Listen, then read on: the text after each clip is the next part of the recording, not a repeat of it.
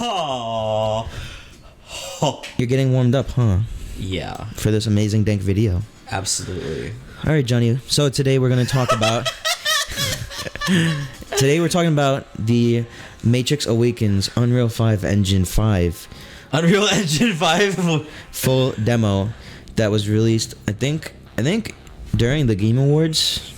They released this to everybody. I'm so surprised we're already at Unreal Engine 5 when I thought Unreal Engine 4 was like the pinnacle. But hey, No, technology, sir. we gotta progress. You know how it is. We are in the new era. We are in the future, and let us discuss the graphics on this novel demo. What do you think, Johnny? Well, I think it's pretty damn convincing. I saw Keanu's face, and even Yang Ye and a lot of other people trying out the demo, they were questioning whether or not it was pre-rendered or real time. And no, it was all real time. That's how crazy photorealistic the graphics are nowadays. Of course, in the PS5 there were some frame rate drops, but other than that, the visual aspect, everything looked super high fidelity. Yeah, this is probably the best looking game type of thing I've ever seen in terms of just how close to real life does it look running on my console. But I have some gripes, I would say. Some qualms. Yeah, like, okay, first of all, like you said, the frame rate on PS5 was basically topped out at what looked like 30 frames, and then it would drop, which that's cortisol. That's not that novel if you want to play a real game. My overall issue with it, even though this is like the best looking thing ever, is when you think about how they have to create a real game with this, you start to realize that it may not look like that in an actual game, because in a real game you have AI that you have to worry about programming, which that takes up the CPU. You have to worry about a whole combat system where you are in control of what happens on screen and the particles that go in everywhere and the explosions, stuff like that, which can all affect the frame rate. Like, this is a very controlled environment where they control the set pieces, they control the car crashes. Then when you're in the open world, all you could do is drive around, but you can't really do anything else. And also, if you didn't notice, it was very widescreen, and this reminds me of the game called The Order 1886. Do you know that game? It sounds familiar. It was a PS4 game towards the... You hunted monsters? Yeah, like werewolves and stuff.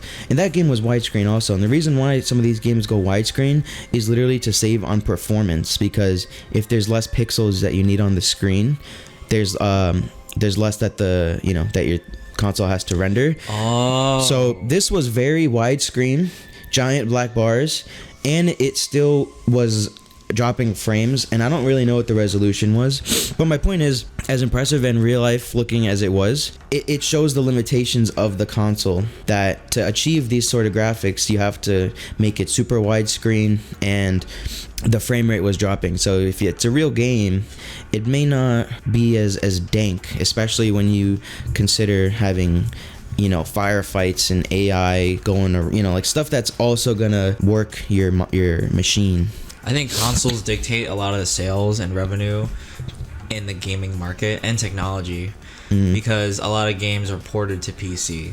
A lot of games aren't made directly for PC, for the technology, because a PC could demolish all this. You take a quad SLI setup with 32 gigs of RAM and an SSD and some high-powered MSI motherboard, you're gonna be on deck. With liquid cooling, the Matrix Awakens demo would run like butter, but the consoles are obviously limited. But the consoles, because they reach a wider demographic, they dictate the progression of technology. And seeing the frame rate stutters, I agree that it is questionable. My biggest concern is, like you said, how can you make a game out of this? Because I think in modern day gaming, as the industry as a whole, people are often blown away by graphics, but gameplay is hollow. Gameplay is barren. I think about, and I know a lot of people love Grand Theft Auto 5, and I enjoyed my time with it too, but I felt that the open world was kind of empty.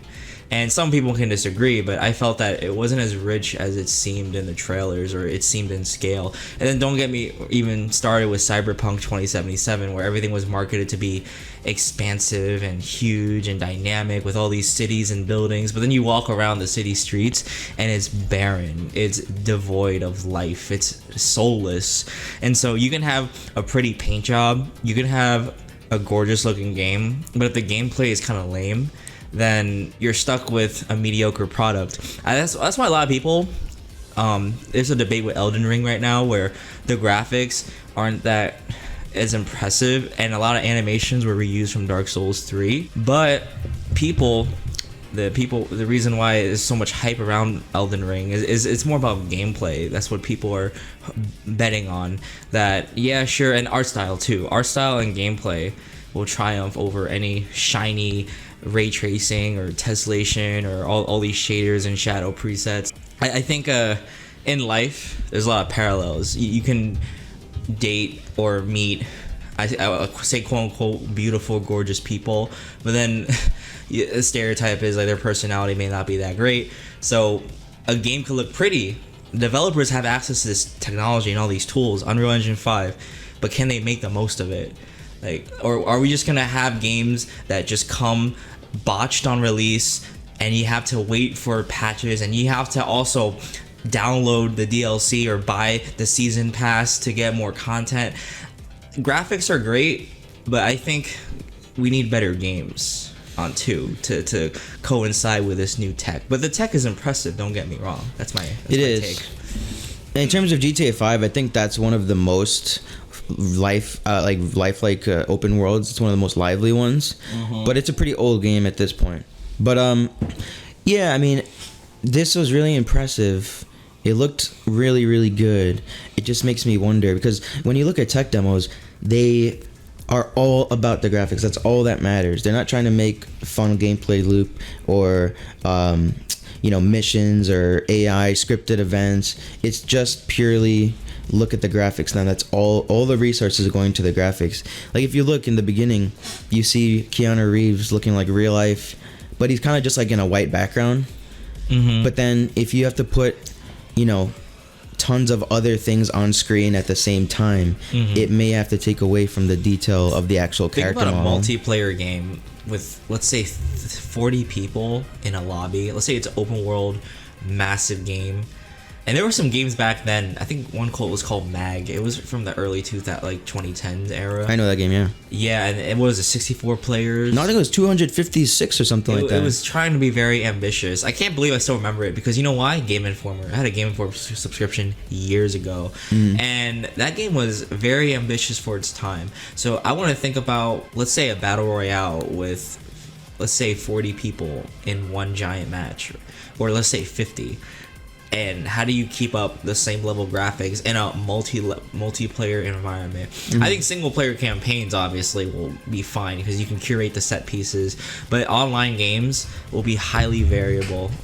So many different factors come into play, and so much shit's going on the screen that I think things will have to be optimized and not look as pretty. Yeah. And I think it comes down again to what you said, the hardware limitations. Yeah, I think if this was running in a machine that was not limiting at all, and this was just running like 144 frames, 4K, it would be mind-blowing.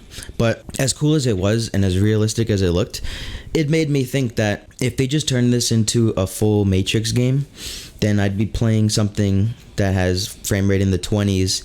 It'd be super widescreen.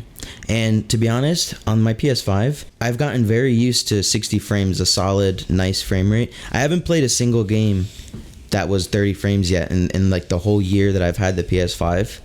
I would try a Matrix game that looks like this and runs like this, because it'll be something interesting and it'll be like as cinematic as you can get for gaming. But I also really value performance. So it's like hit and miss. It was really cool, but there was definitely drawbacks that are due to the consoles being limited in power. It's so funny that you noticed 60 FPS. The difference was 60 FPS, because I swear to God, in the early 2010s, people were talking about, oh, you can't see more than 30 frames a second. Those people are trash. I'm just thinking, Yo, there's such a big difference. And then you go to 120, don't even get me started. I don't even have a 120 hertz monitor, but my phone is 120. And you can't go back. And you see how butter smooth every motion is with every interaction on your screen. Yep. It's a night and day difference. So I do feel for you where, let's say a game with Unreal Engine 5 comes out, a Matrix game, and is at 30 to 20 FPS. That would be in my opinion. Yeah. And let's say they were to bring it down to 60, bring it up to 60, then they would have to nerf some graphical aspects. Like I look at all the cars and people walking. I think that just takes a lot of computational power. And the people walking, the AI and the cars, it's kind of hollow, where they're just going around their set paths. I'm not as bedazzled by graphics nowadays. I used to be. I remember CryEngine 3 being a big deal. I remember the Watch Dogs demo where Aiden Pierce had epic rain jacket physics, water textures. There was tons of lightning and god rays and fogs. And then the real release comes out and it's botched. Downgrade. And I'm here thinking about Anthem 2, where everything was pre-rendered, but everything looked curated but purely aesthetic, and they had like a scripted demo with like these people speaking very seriously and then flying across the jungle, and then you get the real game. It's like Warframe but with a BioWare paint job. And I don't know, like I appreciate great tech, that's innovation, that's progress, but what we need is also good games. We need to make games great. Oh god, I'm not even gonna say that. I think it's like make games better. Yeah, I think if you're just a random casual walking by and you take a look at it, it does the job. Where if the point is let's make a game that looks as close to the movie in real life as possible, it's really impressive. But that's not my only barometer for a successful game / engine. Like, I value performance and fidelity and resolution. I value my game not being widescreen, stuff like that, you know? So it achieves its amazing graphics, but I'm not as high on it as other people are on YouTube. I'm thinking that it's really cool and impressive, but to make an actual game, there's gonna be setbacks on console. It's on PC, maybe not. With developers, and think about corporate executives in their suits making all these crappy decisions, telling all the devs, "Oh, we want this feature by this deadline, by this time frame," and the developers are scrambling. Like SpongeBob, that one animated scene where his brain is on fire. You see the little SpongeBob's like computer and the office cubicles are lit ablaze. That's what I think, where it's really the corporate executives and the publishers we need to be concerned about, because we got technology, but we need good games. We need good game design. We need games that aren't broken on release, no DLC. This is a side tangent, but I'm not swayed as much by graphics these days, considering how hard it is to find great modern games. And a lot of people, especially YouTubers, they go back to older games. There's something timeless about them, where you bought it, you paid for it, and it's mostly complete, if not very complete. None of this, we'll patch it later, we'll procrastinate and get it done later. We just gotta get it out the door. Like Fallout 76. Who was the name of the guy again? Todd Howard. Yeah. We'll fix it later. I don't want that mentality with a glitchy, broken AI, broken animations, broken ragdoll physics Unreal Engine 5 game. I want like a polished game. I think the studio Quantic Dream, they do those story games where you're not really playing it, but you just make choices. Kind of like Telltale. Yeah. This engine would be good for them because they straight up can just make stuff that looks like real life. That's an interactive movie at that point. Yeah. But that's what I think is good for. If it's gonna be a full-fledged third-person open-world game or first-person shooter, etc., you see the limitations. But so that's basically my thoughts on the Matrix Unreal Engine demo. It was pretty cool, but some setbacks, so I'm not fully hyped. What about you? I feel the same way, and I'm more on the camp. Like I said, it's not about being just pretty and gorgeous. Like, what else you got? What else do you bring to the table? Exactly. I want to see all these companies get their shit in order for the sake of the gaming industry, because the industry's been not so great lately. and that's me saying it lightly. Other people I know would say it's been terrible, but maybe that's a negative, pessimistic outlook. I appreciate good tech, so I appreciate Unreal Engine 5. I still can't believe we're here, because I remember Unreal Engine 4 being amazing, so you know how it is. We gotta progress. Heck yeah.